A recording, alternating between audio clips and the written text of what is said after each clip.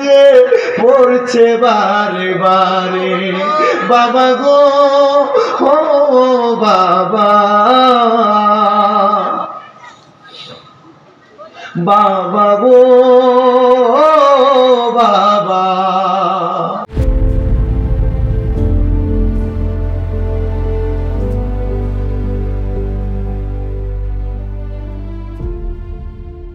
যে পড়ছে বারে বারে বাবা গো ও বাবা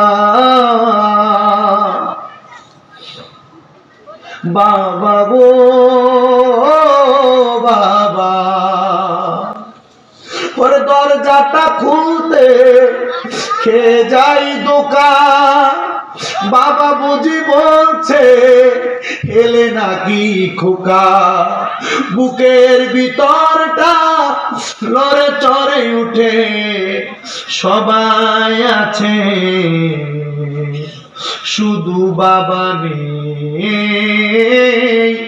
শুধু বাবা নেই শুধু বাবা নেই শুধু বাবা নেই শুধু বাবা নাই এমন এতিম আছে যার জগতের মধ্যে মা নাই এ সন্তান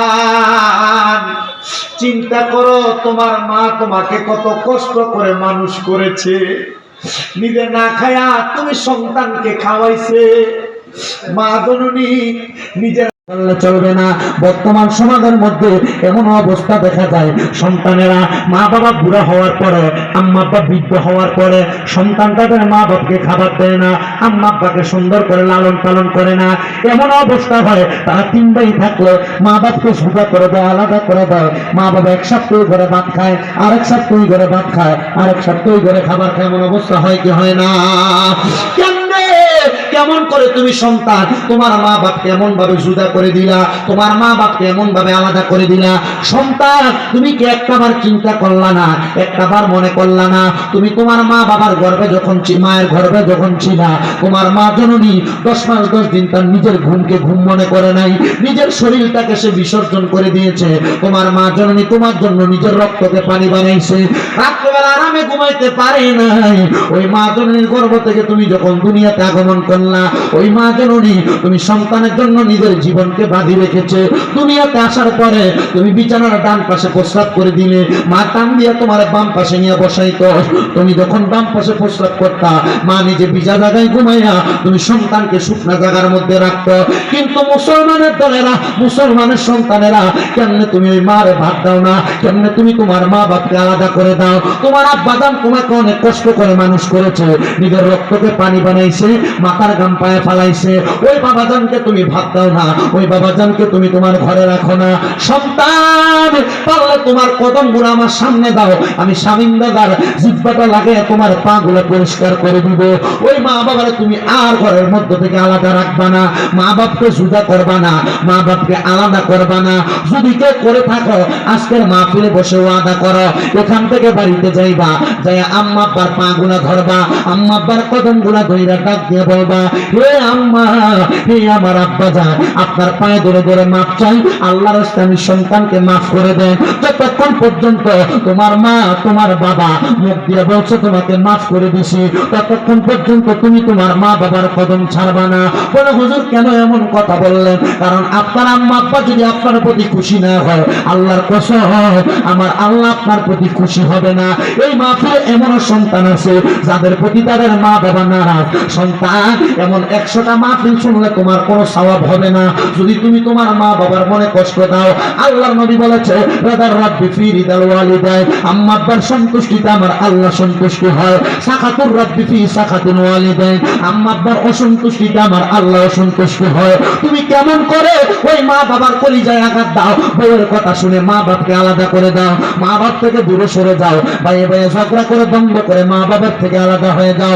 সন্তান আল্লাহর নবী শিখাইয়া দেয় ওই আম্মা আব্বার কদমের মধ্যে থাকতে পারলে রিজিকের অভাব হবে না, টাকার অভাব হবে না, ইনকামের অভাব হবে না। এজন্য অন্তরে অন্তরে চিন্তা করো, এখান থেকে বাড়িতে যাওয়ার পর আম্মা আব্বার কদমগুলোর মধ্যে ধরে ধরে মাপ চাইবা। বলে হুজুর কেন আমি মাপ চাইবো? আমি তো আমার আম্মা আব্বার কদমে ধরে মাপ চাইবো না। আর আল্লাহর নবী শিখিয়ে দেয় শুধু কদমে ধরে মাপ চাইবা না, মাঝে মাঝে সুযোগ পেলে আম্মা আব্বার কদমের মধ্যে চুম্বন করবা। ওই মা বাবার পায়ে চুম্বন করলে আল্লাহর জান্নাতের চৌকাঠে চুম্বন করার সওয়াব পাওয়া যায়। আমি জানি না আজকের মাহফিলের মধ্যে 10-15 জন লোক পাওয়া যাবে কিনা যারা তাদের মা বাবার পায়ের মধ্যে চুম্বন করেছে। আমি একজন মূর্খ মানুষ, আমি একজন নাচিস মানুষ, আমি আমার জীবনে আমার মা বাবার কদমে চুম্বন করেছি। আপনাদের এলাকায় আসার আগে আমি আর 2টা মাহফিল করেছি, একটা ত্রিপুরা রাজ্যে আর একটা আপনাদের আসাম রাজ্যের করিমগঞ্জে। এখন আপনাদের এলাকায় আসলাম ও মুসলমান, আগামীকালকে বাঘপুরীতে মাহফিল। আমি এখানে রওনা করার আগে আমি আমার মায়ের কদম ধরে সালাম করেছি, আমার বাবার কদম ধরে সালাম করেছি। যদি আমি আপনাদেরকে প্রশ্ন করি ও মুসলমানের দল, আপনি আপনার মা বাবার পা ধরে সালাম করবেন কিনা? আজকে এখান থেকে যাওয়ার পর মাপ চাইবেন কিনা? এই মাহফিল কবুল হবে কি হবে না এটার গ্যারান্টি আমি দিতে পারবো না। তবে একটা কথা বলতে পারি, আগামীকালকে যখন এলাকার মুরব্বীরা একজন আরেকজনের কাছে বলবে, হ্যাঁ বাংলাদেশের শামীমরা ওয়াজ করার পরে আমার ছেলে বাড়িতে গিয়ে আমার কাছে মাপ চাইছে, আমি মনে করবো মাহফিল সফল। যদি বাংলাদেশের শামীম ব্রাদার কথা শুনে তুমি বাড়িতে গিয়ে তোমার মার পায়ে ধরে মাপ চাও, তোমার মা যদি একজন আরেকজনের কাছে বলে আমার সন্তান আমার কাছে মাপ চাইছে, এই মাহফিল সফল। সন্তানের দল তুমি মাপ চাইবা দূরের কথা রে, তুমি তোমার আম্মা আব্বার চেহারার দিকে পর্যন্ত ফিরে তাকাও না। সন্তান আল্লাহর নবী রাহমাতুল লিল আলামিন নবীজি প্রখ্যাত একজন সাহাবী, নবী যখন মক্কা থেকে মদিনাতে চলে আসছেন, নবীজিকে বলছেন ইয়া রাসূলুল্লাহ, ইয়া হাবিবাল্লাহ, নবীজি আপনি যখন মক্কা থেকে মদিনাতে যাবেন, মদিনা থেকে মক্কায় যাবেন, আপনি আপনার সাথী বানাইয়া আমি সাহাবীকে আপনি একটু মক্কায় নিয়ে যাবেন। হে সাহাবী, তুমি কেন মক্কাতে যাইবা?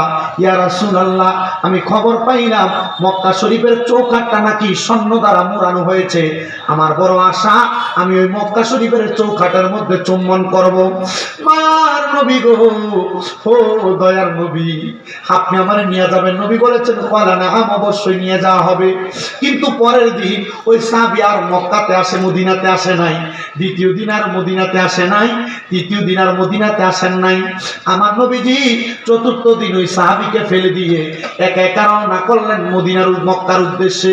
ওই সাহাবী কেমন করে জানি খবর পায়া আল্লাহর হাবিবের সামনে যায় দাঁড়ায়া বলতেছে, ফিদাকা আবি ওয়া উম্মি ইয়া রাসূলুল্লাহ, আমার মা বাবা আপনার কদমে কুরবান হোক ইয়া রাসূলুল্লাহ। নবীজি আপনার সঙ্গে আমার ওয়াদা ছিল, আপনি যখন মক্কায় যাবেন আপনার সাথী বানায় আমাকে মক্কায় নিয়ে যাবেন। ও মায়ের নবী, এখন তো আপনি একা একা মক্কায় চলে যাচ্ছেন, আমাকে কি আপনি মক্কায় নিবেন না? আমার নবীজি ডাক দিয়ে বলে, সাহাবী আমি খবর পাইলাম বাড়ির মধ্যে তোমার আম্মা জান বড় অসুস্থ, তুমি তোমার আম্মা জানের খেদমত করো। হ্যাঁ ইয়া রাসূলুল্লাহ, নবীজি আমার মক্কায় যাওয়ার চাইতে কি আমার মার খেদমত করা উত্তম নাকি? আমার নবী বলেছেন কলা নাম, অবশ্যই তোমার মায়ের খেদমত করা উত্তম। ও মায়ের নবী, আমি মক্কায় তো এমনি এমনি যাবো না, আমি মক্কায় যাবো মক্কার চৌকাঠটা চুম্বন করার জন্য। নবী আমার বলেছেন এ সাহাবী শুনে নাও, শুনে নাও, মক্কার মধ্যে যাইবা ওই মক্কার চৌকাঠ চুম্বন করার জন্য। ওই চৌকাঠ তুমি চুম্বন করবা যে আল্লাহরে খুশি করার জন্য। তোমার মা অসুস্থ, ওই মায়ের খেদমত করলে আমার আল্লাহ তার চাইতে আগে খুশি হবে। বাড়ির মধ্যে যাইয়া আম্মা জানের কদমের মধ্যে চুম্বন করবা। আম্মা জানের কদমে চুম্বন করলে মক্কার চৌকাঠ না, মক্কার চৌকাঠ না, আমার আল্লাহর জান্নাতের চৌকাঠে চুম্বন করার সওয়াব পাইবা। এ মুসলমানের দল, হে নবীর উম্মতের দলেরা, আম্মা আব্বার কদমে চুম্বন করবা কিনা জানি না, কিন্তু অনেকে চিন্তা করে হুজুর আজকে আমি ওয়াজের মধ্যে শুনেছি এখান থেকে বাড়িতে